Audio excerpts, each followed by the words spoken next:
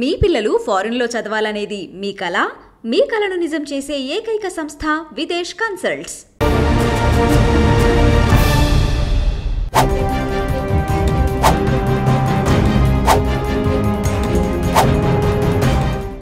Welcome to crime analysis.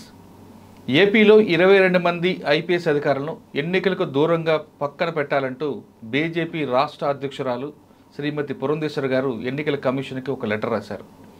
22 మందిలో దాదాపు సగం మంది బలమైన సామాజిక వర్గానికి చెందిన వాళ్ళు, మిగతా వాళ్ళు దాదాపు 10 మంది వరకు ఆ సామాజిక వర్గానికి చెందిన వారు కాకపోయినా వాళ్ళకి అధికార పార్టీతో లింకు కలుపుతూ ఒక లెటర్ ఇష్యూ చేశారు. ఆ 22 మంది ఎన్నికలకు దూరంగా ఉంటేనే ఆంధ్రప్రదేశ్లో ఎన్నికలు సజావుగా జరుగుతాయంటూ ఆమె ఒక స్టేట్మెంట్ ఇచ్చారు. అందులో పోలీసులకి కండువా కప్పడం, పోలీసులకి రాజకీయ రంగు కలపడం అనేది ఎంతవరకు సమంజసం అనే విషయంపై ఈరోజు మన చర్చ. ఇందులో డాక్టర్ సర్వేశ్వర రెడ్డి గారు, రిటైర్డ్ పోలీస్ ఆఫీసర్ పాల్గొంటున్నారు. ఆయన అడిగి పోలీసులకి కండువా కప్పడం అంటే పోలీసులు పక్కన పెడితే ఎన్నికలు గెలవచ్చా అనే విషయాన్ని సర్వేశ్వర రెడ్డి గారిని తెలుసుకుందాం. సార్ నమస్తే అండి. నమస్తే మురళి. సార్, బీజేపీ రాష్ట్ర అధ్యక్షురాలు గారు శ్రీమతి పురంధేశ్వరి గారు అంటే ఏపీ స్టేట్ ఎలక్షన్ కమిషన్కు లెటర్ రాశారు. ఆ లెటర్లో 22 మంది ఐపీఎస్ అధికారుల్ని ఎన్నికలకు దూరంగా వస్తేనే ఎన్నికలు సజావుగా జరుగుతాయని, డీజీపీ నుండి కిందన ఐపీఎస్ వరకు రాజేంద్ర రెడ్డి గారు కానీ, పిఎస్ఆర్ ఆంజనేయులు గారు కానీ, సంజయ్ గారు కానీ, అదేవిధంగా సునీల్ కుమార్ గారు, వీళ్ళందరూ సీనియర్ ఆఫీసర్లందరూ పేర్లు రాశారు. కిందన ఎస్పీ వరకు, శ్రీకాకుళం ఎస్పీ రాధిక గారి వరకు రాశారు. అంటే రాజేంద్ర రెడ్డి గారు రెడ్డి అవ్వచ్చు, తర్వాత పరమేశ్వర రెడ్డి గారు కావచ్చు, ఇంకో అందరు పేర్లు రాసుకొచ్చారు. శ్రీకాకుళం ఎస్పీ గారి దగ్గరకు వచ్చేసరికి ఆమె బ్రాహ్మణైనా ఆమె భర్త రెడ్డి కాబట్టి ఆయన్ని పక్కన పెట్టాలి అంటారు.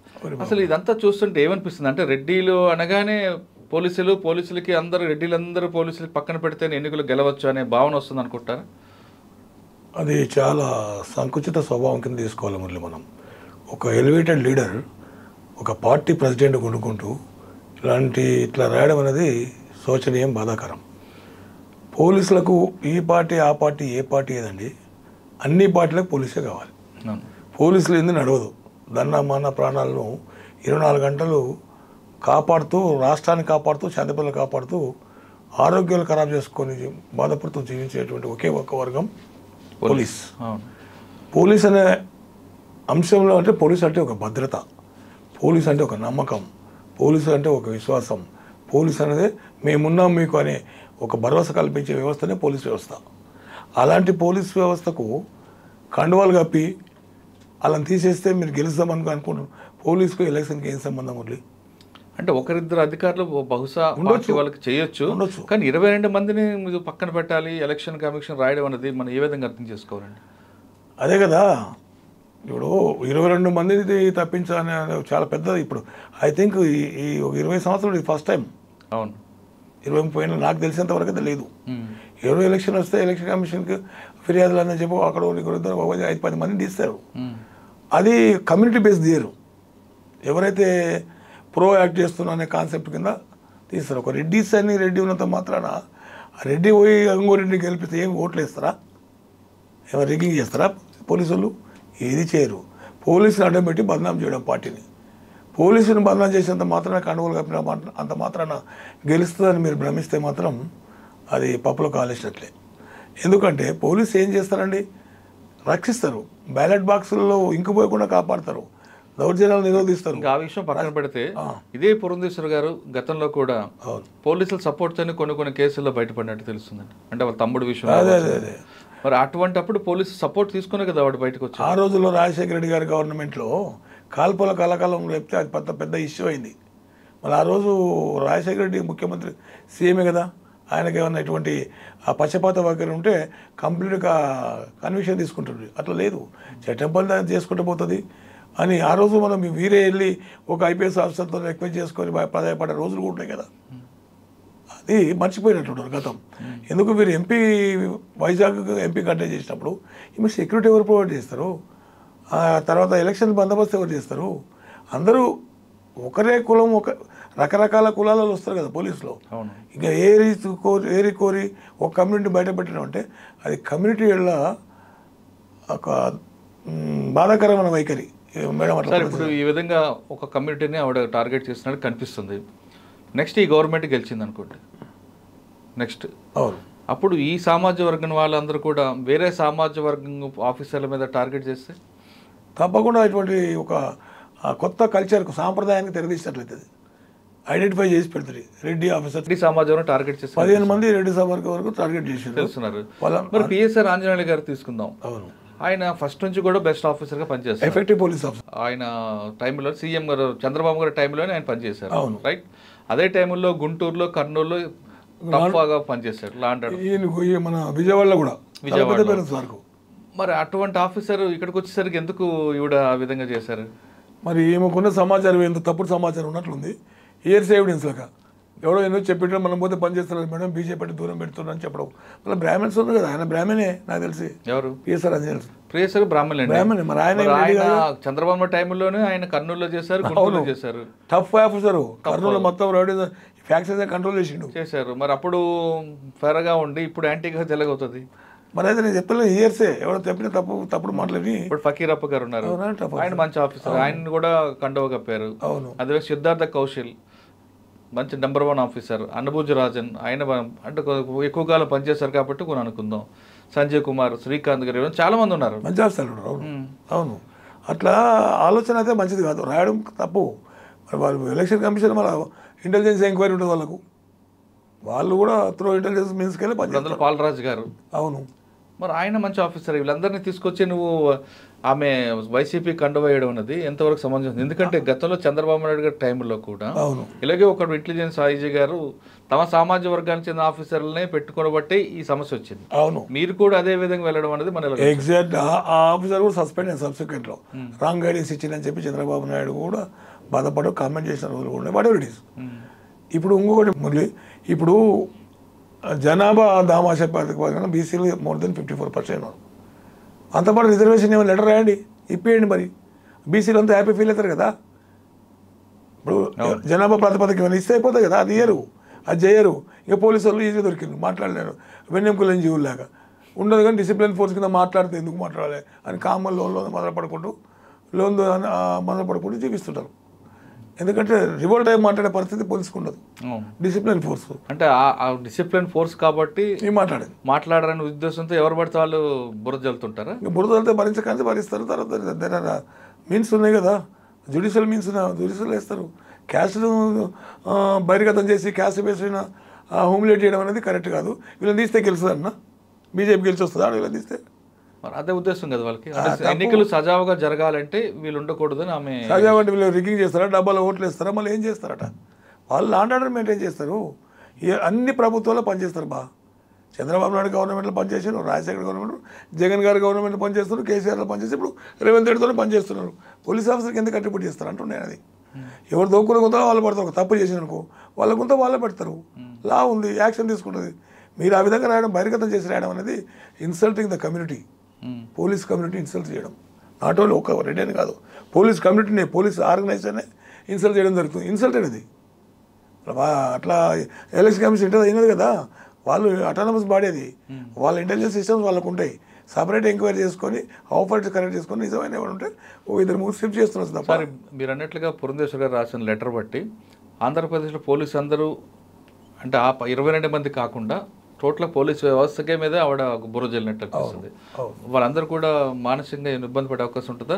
లేదు పొలిటీషియన్ అనగానే రాస్తుంటారు, మనకెందుకు మన పని మనం చేసిపోదామని భావిస్తారా? అట్లా అది కూడా అనుకుంటారు. కానీ వెయిటింగ్ ఫర్ ఆపర్చునిటీ. వీళ్ళు మేమేం చేసినామని మమ్మల్ని ఇట్లా ఇన్సల్ట్ చేస్తుండ్రు అని ఒక భావం అయితే వస్తుంది కదా. పోలీసు ఏం చేస్తారు మురళి ఎట్ ది మోస్ట్ అంటే లా ఎన్ఫోర్సింగ్ ఏజెన్సీ, చట్టాన్ని కాపాడతారు, ధర్మాన్ని కాపాడతారు. ఎవరు ప్రభుత్వం ఉంటే వాళ్ళ పని చేస్తారు అనేది మొత్తం ఒక అట్రిబ్యూషన్ స్టాంప్స్ అట్లా ఉండదు, నాకు తెలిసి ఉండదు. అందుకొరకు ఆ ఉన్నత స్థాయిలో ఉన్న ఆ విధంగా ఆలోచించడం కరెక్ట్గా. President of the state, BJP president అంటే it's not a small post, ఆ ఆర్గనైజేషన్కే పెద్ద పోస్టు. అట్లా వీళ్ళని తీసేసినంత వీళ్ళ గురించి మాట్లాడినంత మాత్రం వేరే ఆఫీసర్లు అంతా వచ్చి మీకు దగ్గర నుండి డబ్బాలు కడకు దూరంలో ఇస్తారు. ఎవడేడు ఎట్లా మరి ఎవరేస్తారు ముందు కాదు కదా. అది మరి అది ఆ విధమైతే మేడం రాయడం అయితే నేను చాలా బాధపడుతున్నా. ఆ విధానం కరెక్ట్ కాదు. అట్లా రాయడం వల్ల పోలీస్ మురళి దెబ్బతింటుంది. పోలీస్ ఆర్గనైజేషన్ అంతా ఒకటే పోయి అక్కడ పోలీస్ ఆఫీసర్ అసోసియేషన్ ఉంది, వాళ్ళు they should react. Police officer association ఉంది కదా అక్కడ ఆంధ్రప్రదేశ్లో, దే షుడ్ రియాక్ట్. మరి దీనివల్ల అయితే ఆమెకైతే లాభం రాదు, నష్టమే. ఓకే. మేడం అంటే ఒక వర్గం పోలీసులందరూ మీకు దూరమైనట్లు అనుకోవచ్చు. ఒక వరం కాదు, పోలీసు అంతా ఒకటే. ఈరోజు వీళ్ళకి రాస్తారు, రేపు నాకు రాస్తారు అనుకుంటారు. పోలీసులు ఎప్పుడు వేరు చేసి చూడలేము. అంటే ఇప్పుడు ఆవిడ రాసిన లెటర్ బట్టి పోలీసులు మనసులు గాయపడినట్లే, మా గాయం చేసినట్లయితుంది, అంటే మానసికంగా గాయం చేసినట్లయితే. బయటికి మాట్లాడకపోవచ్చు కానీ మేము కమ్యూనిటీలో పుట్టడం తప్ప, ఈ రెడ్డి కమిటీలో పుట్టడం తప్ప, రెడ్డి ఏం చేసిండు, రెడ్డి వినీత అంటే కేవలం రెడ్డిలనే కాకుండా ఇటు బ్రాహ్మణుల్ని, ఎస్సీలని అందరినీ తీసుకొచ్చింది కదండి ఆవిడ. అంటే అది కొంతమందిని కలిపిండ్రు.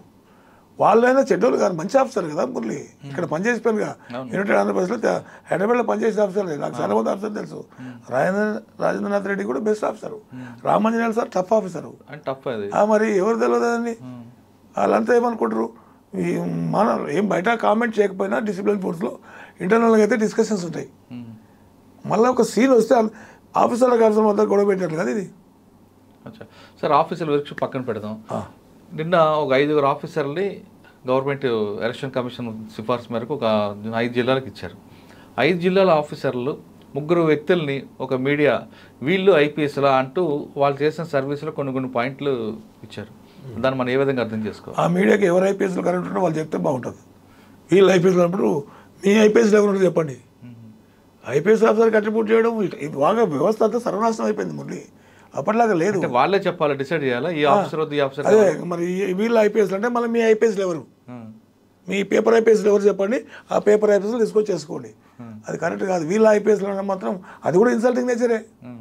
ఐపీఎస్ ఎట్లా ఇన్సల్ట్ చేస్తామండి? 3 యంగ్ ఆఫీసర్లు వాళ్ళని పట్టుకుంటూ ఒక్కొక్క ముద్ర వేసి ఒక ఆర్టికల్ రాయడం అనేది మనం ఏ విధంగా అర్థం చేసుకోవాలి?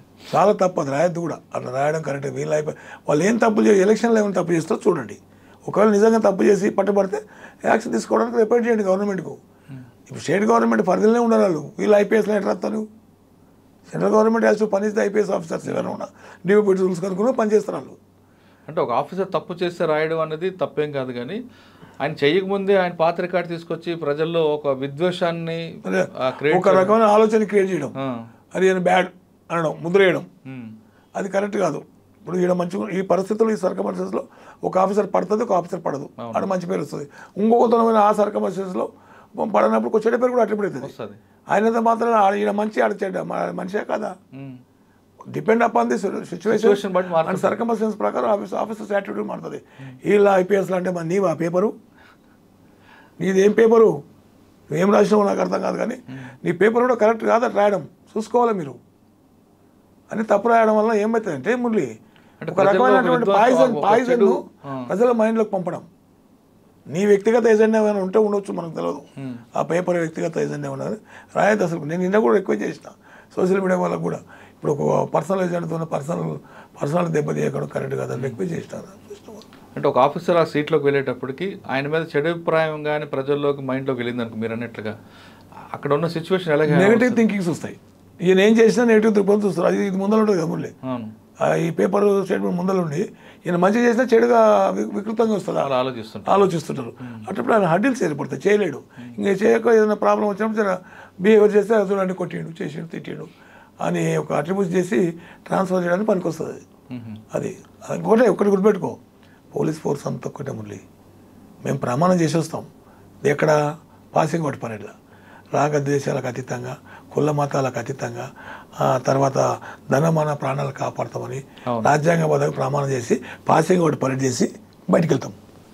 ఈ మరి సాక్రిఫైస్ చేసి చచ్చిపోయినప్పుడు మాట్లాడే పేపర్లు, నక్సలైట్ కాల్పులో ఎంతోమంది ఆఫీసర్లు చచ్చిపోయినారు, టెర్రరిస్ట్ కాల్పులో ఎంతోమంది ఆఫీసర్లు చచ్చిపోయినారు. అప్పుడు ఏదైనా ఒక ఆఫీసర్ ఒక పేపర్ వచ్చి నివాళులు అర్పించిందా? వీళ్ళందరికీ పనికొస్తారు కదా మురళి. ఇన్ జనరల్ మారుతుంది, ఈ పేపర్ ఆ పేపర్ ఇన్ జనరల్. ఎంతోమంది ప్రాణాలు పోయినరు, ఎంతోమంది యంగ్ ఆఫీసర్లు చనిపోయారు. మరి వాళ్ళ గురించి ఏం చెప్తావు ఆపరేషన్స్లో? మీకు తెలియదు సార్. ఇప్పుడు ఒక ప్రభుత్వం నడవాలంటే చాలా రకాల వ్యవస్థలు ఉంటాయి, రెవెన్యూ అవ్వచ్చు, పోలీస్ అవ్వచ్చు, రకరకాల వ్యవస్థలు.